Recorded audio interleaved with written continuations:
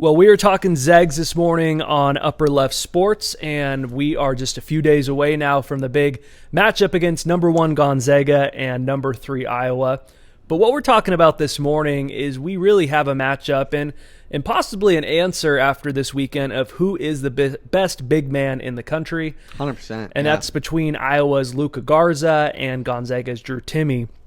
So let's break down who these two guys are. Garza, he's a senior. Timmy's just a sophomore. But Garza is 6'11", 265 pounds. And He's a big boy. He's averaging 29.2 points per game on the season, 9 rebounds, almost 2.5 blocks a game. He's shooting 69% from the field. The big surprise, I think, for Hawkeye fans this year is a career 35% three-point shooter is 13 of 19 from behind the arc. He's shooting 68% from three. And I think what's going to be really interesting to see is over 20, 30 games, is he going to shoot, 68% from three?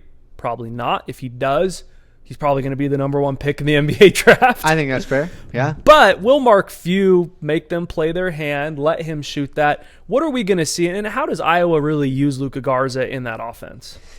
That offense, man, it is a joy to watch. This is an offense that is averaging over 100 points a game through 6 games this season. It is just absolutely unreal.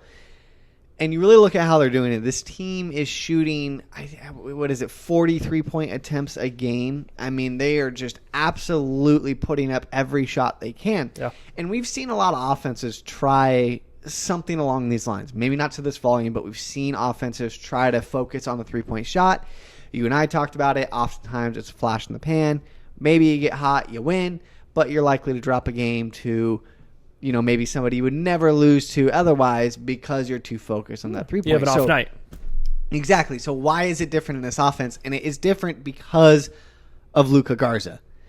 Luka Garza demands attention down low. This is not a post player that you can probably guard 1v1. I don't know if there's any defender in the country that wants to guard him 1v1 for an entire game in the post. Luka Garza has an incredibly deep arsenal of post moves. I've talked a lot about post footwork on our show through different clips. I think we're going to know who has the best post footwork in the country after Drew Timme and Luka Garza go at it. But back to this offense, you look at it, this offense truly runs a 1-in, 4-out type of offense. What that means, obviously, you just have 4 shooters, so they're not running a true power forward. It's more of a stretch type big, if you will. And we've seen, you look like the Houston Rockets, right, in the NBA. They focus on the three-point shot. They're very deep into the analytics. 3's worth more than 2. However, to me, the difference is their offense is largely based off of ISO ball and ISO three-point attempts, right? And that's just the Rockets. And that's why it can be sometimes ugly to watch. This offense is not. When you have Luka Garza down low, you allow him to go 1v1. That forces either a pinch from a wing defender or just a straight-up double, and Luka Garza is kicking the ball out. Now, there's another wrinkle in this offense because you look at Luka Garza's stats, and his stats are gaudy. Almost every category. He's putting up just ridiculous stats. But he's averaging just over 1 assist a game. So what does that tell you? When you have a big who's kicking the ball out as much as him, that tells you that this offense is taking his kick out and immediately making one more pass. And if you've watched their games recently, that is exactly how their offense flows.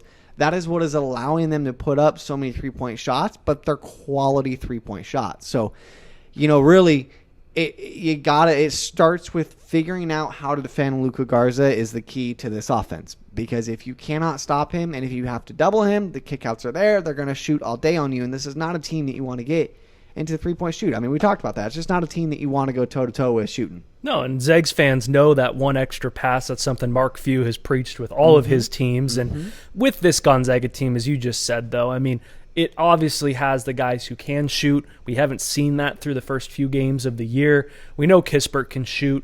We know that Suggs is capable of. We've talked off air about Suggs does so much in this offense, getting to the rim, playing defense. It's hard to ask a guy, if you said, Jalen, we're just going to have you shoot 8 3-pointers this game, I think he's going to go 6 of 8. If you're not asking him to do all the other things, but he will, and that's going to be a big part of this matchup. Going back to Luka Garza, though, this is a guy that he's really emerging onto the national spotlight this year. college basketball fans have known about Luka Garza for years, but he was solid, but yeah, give the kid a lot of credit. I mean, he looks like a young man who got, scouts looked at him, said, here's what you need to work on, and he took it to heart and did it. I mean, if he's able to improve his lateral quickness, if he's able to be a better defender, this is a guy who could have a real role in the NBA. Mm-hmm. Before this year, he was a big guy who threw his weight around and kind of dominated lesser college bigs. He's not that guy anymore. He's become a lot more skilled, but Gonzaga has their own guy in Timme. Let's talk about him a little bit.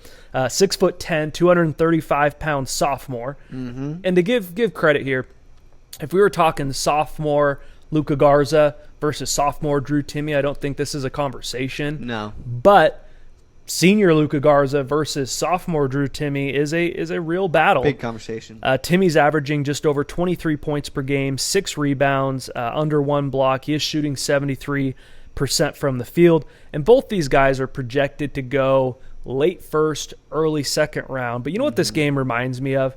It reminds me of a few years ago, we were watching Brandon Clark, a relatively unknown name to people outside of Gonzaga basketball, taking on Zion Williamson. And I understand that Zion was a lot more high-profile prospect, but Luka's being talked about close and similar to how Zion was, just in terms of the college basketball narrative, maybe not as an NBA prospect.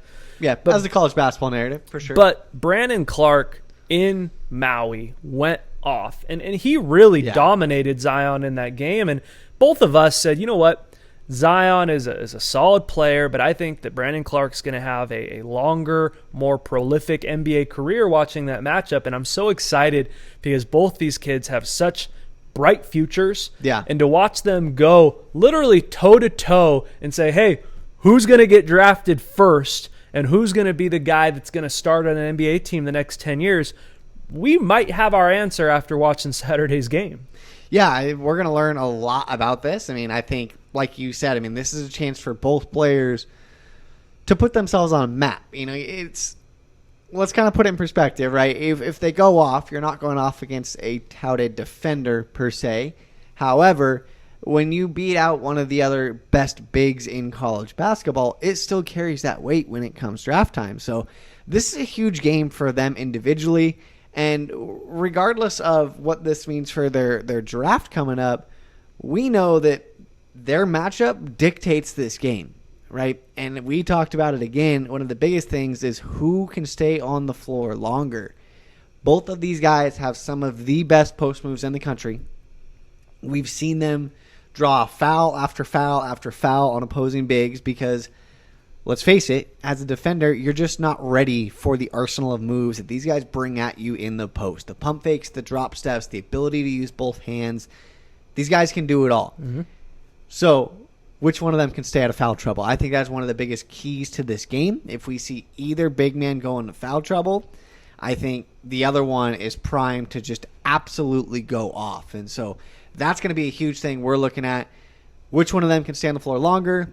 I think whichever one of them does is going to end up putting up just some ridiculous numbers and really improving their draft stock, but just improving their chances to win that game. We've also seen both of them get into foul trouble. Yes. Garza in one of their games last week had to miss most of the first half. And I think even though we are talking the one-on-one matchup against these two guys, and yeah, if you're an NBA team and you're looking to draft a 5 in next year's draft, this may be the game and the film you go back and look at and decide which one you're going with. But I don't think it's going to be either of them getting each other into foul trouble. I think we look to see Jalen Suggs, Joel Ayayi, Corey Kispert getting to the basket. I think that's where we're going to see. If Luka Garza has to hit the bench early in the first half, I think it's going to be because the Gonzaga guards are getting to the basket.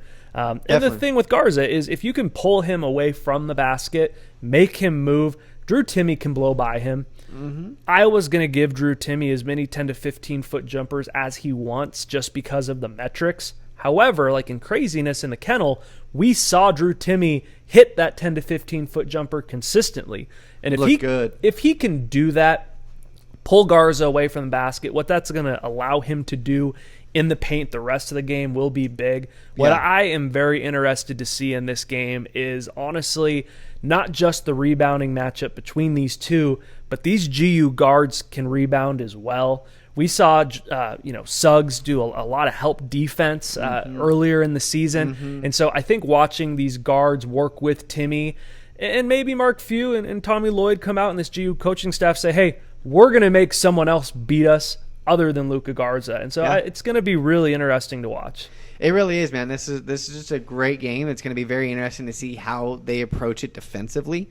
But you said it, man. I think the key for Gonzaga, this is a Gonzaga team that's different than years past. They're 7th in the nation in 2-point attempts per game and like 256th in 3-point attempts per game. Iowa, on the other hand, top 10 in 3-point attempts per game. So normally Gonzaga is happy to get into a shootout with just about anybody in the country. This is not that year. This is a year where the guards want to get to the rim. And you know what, man? Iowa fans, if you're watching, you may not like hearing me say this. I don't think your guards can guard a paper bag. And I think Jalen Suggs in particular is going to just have a field day getting to the rim. And that's really going to put a lot of pressure on Garza. If Suggs is able to get to the rim like we've seen him do, how does Iowa deal with that? Do you want Garza going up for it every time? Do you try to swap him out and bring in help defense? So, that's going to put a lot of pressure on Fran McCaffrey. Hopefully, he's got time to figure out a game plan for Suggs while also figuring out how to say Gonzaga. That would be nice of Fran McCaffrey. But you know what, man? This is we're only a couple days away, and this is going to be a hell of a matchup. Yeah, and those GU guards don't just want to get to the basket. They kind of need to get to the basket for this team to work on all cylinders. And we also don't know how healthy Jalen Suggs will be for this game. The last time we saw him, he had a very bad ankle injury in their last game that they played, and GU got shut down. They shut down basketball activities for a couple weeks. Baylor is now shut down right now. So here we are, Saturday. I think Mark Few's been keeping these boys in a bubble so that they can get this game in. But we're going to get a matchup of possibly the two best big men in the country, and we're getting the number 1 versus number 3 team in the country in the Gonzaga Bulldogs versus the Iowa Hawkeyes, Saturday morning, 9 a.m. on CBS.